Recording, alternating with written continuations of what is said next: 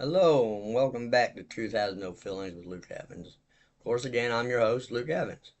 Going back into the immigrations today, and first thing I want to say is they keep talking about how they have rights. They have human rights. They don't need to be treated unfairly. Um, but they don't have constitutional rights. They don't have Bill of Rights. The the thing is you have to become legal. Once you are a legal citizen, then you are attached to the Constitution and then attached to the Bill of Rights. You do not have those until you are a legal U.S. citizen. It's the U.S. Constitution. It's the U.S. Bill of Rights. Um, it also states that you must be able to read and speak English. We should not be catering to Spanish. You call a number and it says for English press 1, for Spanish press 2. We're a melting pot of different cultures and different races and different languages. You don't press 3 for French, you don't press 4 for Japanese, and so on and so on. Why are we catering to them? Learn, it should say for English, press 1. For any other language, hang up, learn English, call back and press 1. Now what I want to get into is the criminal side of the immigration. There have been 171 ICE arrests from murder to sexual assaults. 1.4 million are already ordered to be deported from judges, and they're still here. I went through the U.S. Customs and Border conviction rates, and they had two sets. From 2017 to 2024, or I'm sorry, 2017 to 2020, assault, battery, and domestic violence. 1,723 convictions between 2017 and 2020. 4,658 convictions between 21 and 24. Burglary, theft, and fraud. 2017 to 2020, 1,269 convictions. From 2021 to 2024, there have been 3,282 convictions. DUIs. 2017 2020, 3,687. From 2021 to 2024, 8,580. For murder, 2017 2020, there was 11. From 2021 to 2024, there were 180 convictions for murder. For drug possession and trafficking, 2017 2020, 2,955. From 2021 to 2024, 7,985. Illegal entry and re-entry, 2017-24, or the 20, 12,346. From 21 to 24, 32,682. Illegal weapon possession and trafficking, 2017 to 2020, 394. From 2021 to 2024, 1,184. Sexual offenses, 431.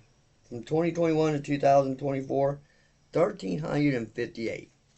Most of these are almost 3 times the normal of what happened in the prior administration from Trump. It's 3 times more or higher with the Biden administration. Of course, you know most of your stories. The gentleman who killed Kate Steinle in San Francisco Pier, Jose Inez Garcia Zarate, he was numerous arrests and he was deported 5 times and came back and killed one of our citizens, a young woman who had her whole life ahead of her. Of course, Jose Ibarra, who just found guilty, should have been the death penalty. He was arrested once already, a year after he crossed illegally, for injury to a child in New York, and they released him. Then, of course, he turns around and rapes or attempted rape, but he got charged with murder. Lake and Raleigh. Then you have Victor Martinez and Hernandez, who crossed illegally 4 times, murdered the mother of 5 and raped her, Rachel Morin. Then you got Franklin Jose Pena Ramos, John Jose Martinez Rangel, who murdered and raped a 12-year-old child, Jocelyn Nungry. And then getting off of that, we're going to go to this legal immigrant, Victor Hernandez Pineda, who was a preacher of a church that's supposed to help immigrant families, and was convicted of sexual assaulted 5 children. He's getting 7 years in prison. Now, after your time is served, you should be deported. You lose your citizenship rights. Since you weren't a natural born citizen, you committed a heinous crime after becoming a citizen, you should be deported. We don't need you here. We need the cream of the crop. Now I'm going to jump over to the illegal immigrants who's not doing crime in this country. You're still illegal. I'm sorry, you broke the law by coming over here. You're jumping ahead of other people who's trying to do it legally, and you're just saying, well, I'm worth more than anybody else that's trying to come over because I live close enough to the United States to do it. No. I'm sorry. You're here illegally. It means you committed a federal crime and you need to be deported. And for your family that's here, that's legal, you have 2 choices. You can kiss them goodbye and say, listen, I'll do my best to get back in the country legally. Or you can take them with you. It might sound cruel, but I didn't put you in that position. America didn't put you in that position. You put yourself in that position. And you need to deal with the consequences as it happens. You knew when you were doing it that it's a possibility that you could get deported and have to be separated from your family. If I commit a crime, I'm going to be put in prison and separated from my family. That's not an excuse. So, I don't know. And then you hear all these Democrats still saying sanctuary city, sanctuary city.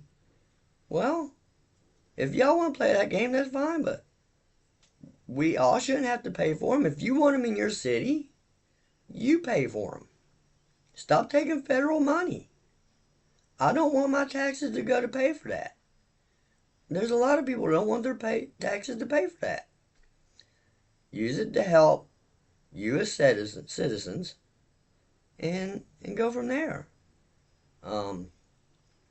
That's about all I have to say on this. If I think of anything else, I will, but I believe the next time we'll be discussing other things that needs to be fixed in this country. And I hope you have a good night. Thank you very much. Bye.